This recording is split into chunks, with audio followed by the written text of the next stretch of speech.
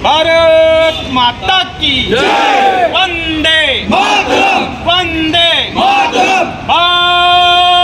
जनता पार्टीचा भारत माता की वंदे वंदे सियावर रामचंद्र भगवान की। तो मुझे ये पूरा विश्वास है कि रुपेश नारायण पवार और नारायण पवार जी के नेतृत्व में आए हुए सभी कार्यकर्ताओं की ताकत से मुंबई भारतीय जनता पार्टी की ताकत जो है वो बड़ी है और आने वाले समय में महायुति का भगवा ध्वज ये मुंबई की महानगर पालिका में फहराने के लिए नारायण पवार और रुपेश नारायण पवार जी का भी एक बहुत बड़ा योगदान उसमें होगा। और भारतीय जनता पार्टी के जितने भी कार्यकर्ता हैं उनका आभार मानना चाहता हूँ कि उन्होंने मुझे संधि दी, इस भगवे ध्वज के नीचे काम करने का अवसर दिया।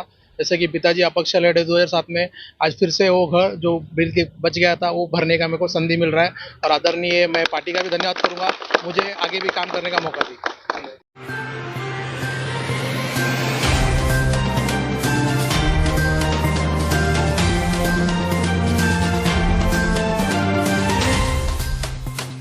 नमस्कार, मैं पूजा पांडे।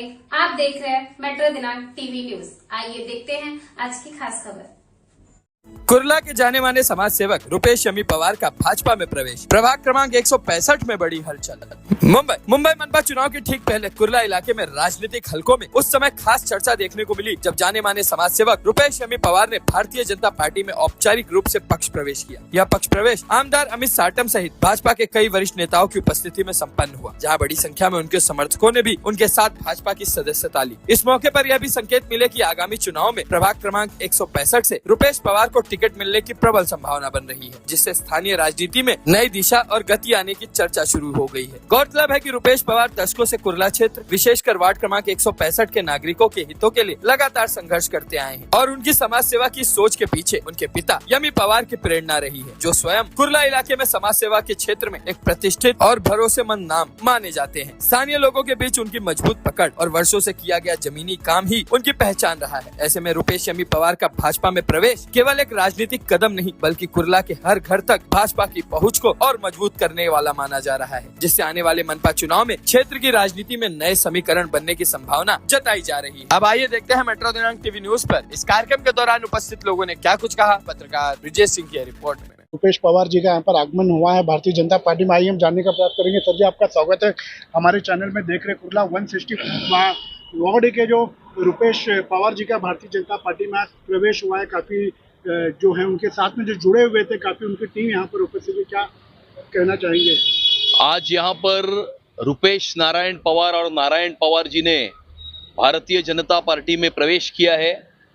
वार्ड नंबर 165 से वो है और नरेंद्र मोदी जी की जो विकास की गाथा पिछले 11 वर्षों से इस देश में चल रही है और पिछले 11 वर्षों में महाराष्ट्र के मुख्यमंत्री आदरणीय सम्माननीय देवेंद्र फडणवीस साहब के नेतृत्व में जिस प्रकार से मुंबई शहर का विकास हो रहा है, उस विकास की यात्रा में वो सम्मिलित होना चाहते हैं और आने वाले समय में मुंबई महानगर पालिका के ऊपर महायुति का भगवा ध्वज जो है, हिंदुत्व का भगवा ध्वज, ये फहराने के लिए, महायुति के हाथ मजबूत करने के लिए आज मोदी जी और देवेंद्र जी के कामों से प्रभावित होकर, भारतीय जनता पार्टी की विचारधारा से प्रभावित होकर आज उन्होंने भारतीय जनता पार्टी में प्रवेश किया है।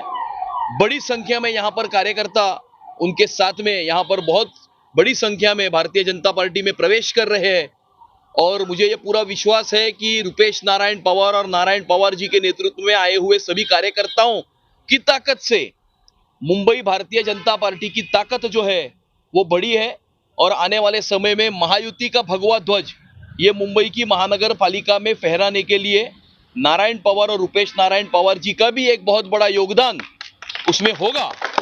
और आने वाले समय में महायुति का महापौर, मुंबई शहर के मुंबईकरों का महापौर, उस महापालिका में विराजमान करने का संकल्प ये मुंबईकरों ने किया है और आने वाले समय में मोदी जी के विजन में और देवेंद्र जी के मार्गदर्शन में काम करने वाला महायुति का महापौर ये महानगर पालिका में विराजमान करने के लिए हम सब लोग आगे बढ़ेंगे। और आज हमने उन्हें प्रवेश दिया है, उन्हें बहुत सारी शुभकामनाएं दी है और उत्तर मध्य जिला में भारतीय जनता पार्टी को ताकत देने का काम वो करने वाले हैं। बहुत अच्छी प्रतिक्रिया रखी हमारे चैनल के माध्यम से। आपने देखा होगा यहाँ पर यमी नारायण पवार जी से उनकी प्रतिक्रिया लेंगे। सर, कितनी खुशी हो रही है आपको? पूर्व नगर सेवक आप रह चुके हो, पूर्व नगर सेवक। अब लड़के की अपेक्षा है, लड़का मेरा खड़ा रहेगा, उसको सब लोग का शासन मिलना चाहिए, वो सबका शुभ चाहूंगा। रुपेश जी किस तरह आभार मानना चाहेंगे, क्या कहना चाहेंगे? मैं अमित जी का आभार मानना चाहता हूँ और भारतीय जनता पार्टी के जितने भी कार्यकर्ता है उनका आभार मानना चाहता हूँ कि उन्होंने मुझे संधि दी, इस भगवे ध्वज के नीचे काम करने का अवसर दिया। जैसे कि पिताजी अपक्ष लड़े 2007 में, आज फिर से वो घर जो बिल के बच गया था वो भरने का मेरे को संधि मिल रहा है और आदरणीय मैं पार्टी का भी धन्यवाद करूंगा, मुझे आगे भी काम करने का मौका दी। रुपेश जी क्या कहना चाहेंगे? सर, आप देख रहे काफी खुशी है यहाँ पर, इनसे भी जानेंगे हम। जी, रुपेश पवार जी के आने से कुर्ला का भाग और कलीना के भाग में 165 वार्ड में जो उनका कार्य है, उस कार्य के वजह से आने वाले समय में भाजपा को भी बहुत सहयोग होगा और इन लोगों को, रुपेश पवार जी को और नारायण पवार जी को ढेर सारी शुभकामनाएं मैं देना चाहता हूं। और जैसे बाकी के सभी कार्यकर्ता अपना पूरा जी जान लगा के काम कर रहे हैं, यही आपको संदेश होगा कि उसी प्रकार से आप भी हमारे साथ में कंधे से कंधा मिला के हिंदुत्व के लिए जोरदार काम करें। बहुत अच्छी प्रतिक्रिया रखी। आइए इनकी भी लेंगे प्रतिक्रिया। सर, आपका स्वागत है, क्या कहना चाहेंगे, किस तरह आपकी मेहनत रही नारायण आने पवार वाले चुनाव में जिताने के लिए? नारायण पवार जी और रुपेश पवार जी का मैं पहले तो उत्तर मध्य जिला में आज वो हमारे साथ सम्मिलित हुए, इसलिए उनका पहले जिला में स्वागत करता हूँ।